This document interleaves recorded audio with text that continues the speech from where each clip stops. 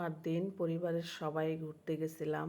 আর এই ঘোরার জায়গাটা আসলে কয়েকবার আমরা গেছি। নতুন করে আর নামটা নাই বললাম। তোমরা দেখলে ভিডিওটা বুঝতে পারবা কোথায় ইফা আজানকে নিয়ে আমরা ঘুরতে গেছিলাম। আর এখানে গেলে আসলে ইফা আজানে খুব খুশি হয়, খেলাধুলার জায়গাটা পায়। ওরা খুব এনজয় করে, খাওয়া দাওয়ার থেকে বেশি মনে হয় খেলার জায়গাটা ওরা বেশি মজা পায়।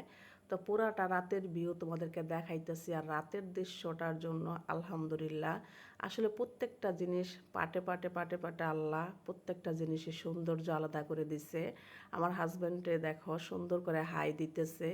আসলে আমার হাজব্যান্ডের কথা আমি বলতেছি, আমি যদি সাপোর্ট না পাইতাম, আমি যদি আমার হাজব্যান্ডের উৎসাহ না পাইতাম, তাহলে কিন্তু আমি ভিডিও করতে পারতাম না, আমার রোজ ফ্যাশন হাউসে আমি কাজ করতে পারতাম না। আমার হাজব্যান্ডের সহযোগিতা, আমার হাজব্যান্ডের সাপোর্টে কিন্তু আমি কাজ করতেছি, ভিডিও তোমাদের মাঝে শেয়ার করতেছি।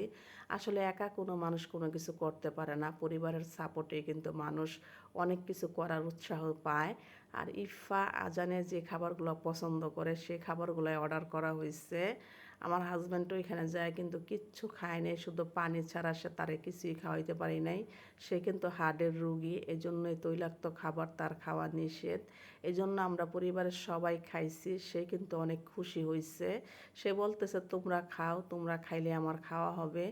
আসলে যে মানুষটা পরিবারের জন্য এত চিন্তা করে, এত ভাবে, সেই মানুষটার এত বড় রোগ হয়েছে, সে রোগের জন্য কিন্তু সে কিছুই খাইতে পারে না। তারপরেও তোমরা দোয়া করবা যেন আমার হাজব্যান্ডটাকে আল্লাহ নেক হায়াত সুস্থ নিয়ামত দান করে, সবার মাঝে যেন তোমাদের ভালোবাসা নিয়ে বাঁচতে পারি।